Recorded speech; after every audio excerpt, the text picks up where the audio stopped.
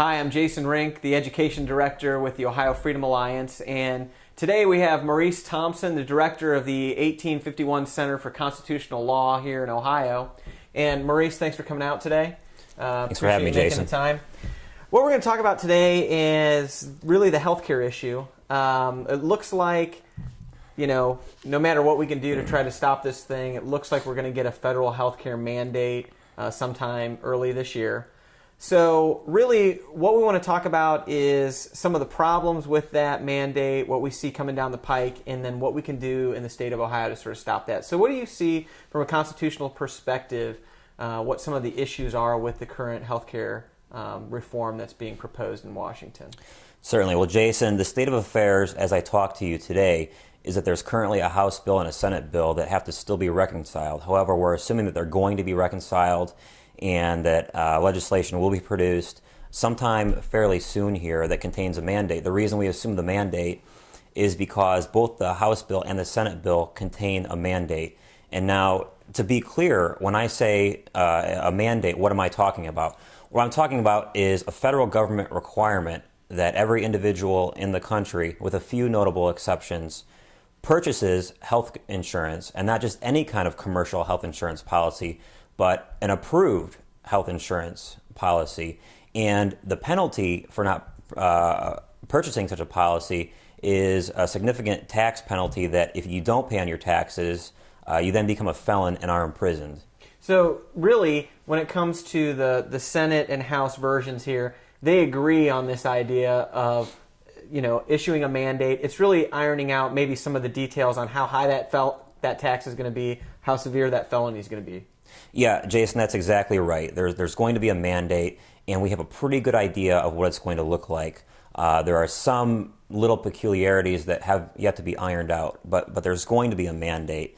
And this mandate raises serious questions. First off, there's some serious utilitarian concerns about the mandate. The idea of compelling people to purchase health insurance has only been tried once so far in the history of the United States, and that's in Massachusetts under Romney Care. In 2006, they passed a similar provision, and what we found there is an explosive growth in healthcare spending. Healthcare spending has almost doubled there just in the last 4 years. Premiums are increasing at the rate of 12% per year for the average person, and there are still many people who remain uncovered even under that plan. And if you are uncovered, it's even more difficult to purchase insurance now because insurance is more expensive in large part because of the mandate. So there are those utilitarian concerns. Well, and if I understand, the Massachusetts plan is really the closest thing we have to compare what is probably going to come out of Washington at this point. I mean, that's the closest thing we have to compare what they're working on. Is that correct? At least in this country, that's right. Definitely true. And of course, when we compare countries, though, there are some things that make the United States different, and that is our emphasis in our founding documents on life, liberty, and the pursuit of happiness. And that, of course, gets into some moral questions about the mandate as well. Should the federal government really have the power to compel you and I to purchase a completely private commercial good or service? Is that really consistent with the idea of a state that's founded to preserve life, liberty, and the pursuit of happiness? And of course, I think that I don't think so, and you probably don't think so either. Well, and that's essentially, it comes down to being taxed for being alive. I mean, by simply being born, being alive, you have to purchase a product. And that's really significant in that it's really the first time that's ever happened in this nation, as far as I can tell. Is that correct? Well, that's pretty much correct. A lot of people make analogies between this healthcare mandate and state liability auto insurance. However, there's some notable differences there. Most importantly, the source of constitutional authority is completely different. With auto liability insurance, the source of the constitutional authority is the state police power.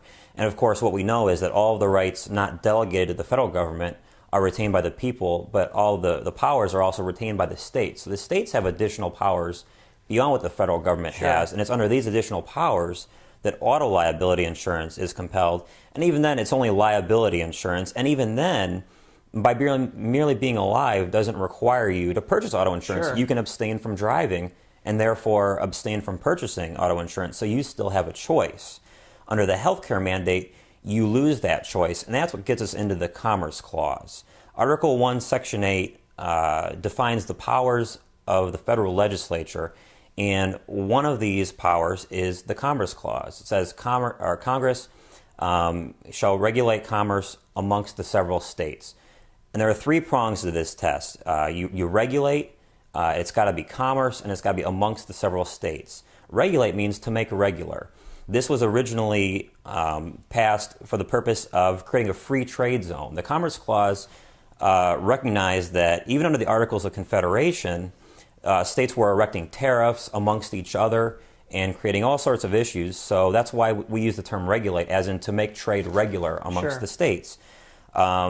Meanwhile, the interstate provision or the interstate provision of the Commerce Clause has pretty much been neutered.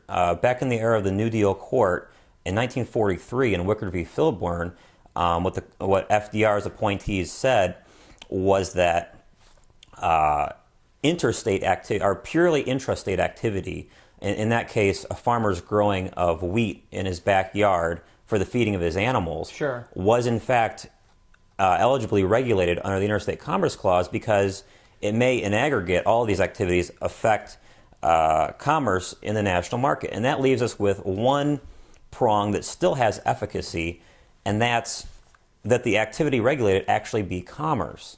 Well, and as you indicated, the activity regulated by the mandate isn't commerce, it's the very act of being alive. Right. And so what we see is that what you were just talking about the Commerce Clause, that was a very significant overreach on the part of the federal government of trying to regulate things that were sort of in this gray area of commerce within a particular state. And now it's almost as though they're using some of the expanded Commerce Clause to sort of leverage that to now regulate something that really isn't even commerce under the guise of being commerce.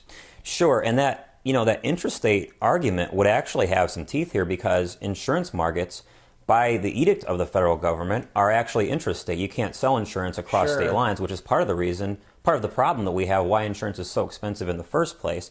So that there would actually be an argument there if the courts had not already taken the teeth out of that part of the clause. But that's right. So essentially we're left with the idea that the activity must be commerce.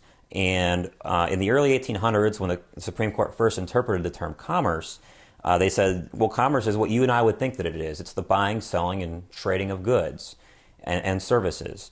And it pretty much stayed that way. And when you look at the healthcare mandate, it doesn't regulate the buying, selling, and trading of goods and services or any kind of commercial activity. Instead, what it regulates is inactivity. Because you exist, therefore, you must purchase insurance. And this is an incredibly slippery slope, because if the hook by which the federal government can regulate you is now your mere existence, we have essentially converted the Commerce Clause into Congress can regulate commerce to a clause that says Congress can do anything that it wants to you. And not only that, but the federal government, therefore, can do anything that it wants to you under the guise of the Commerce Clause. And this flies in the face of the idea that the federal government is a government of limited and enumerated powers, and converts it instead into a government of plenary power.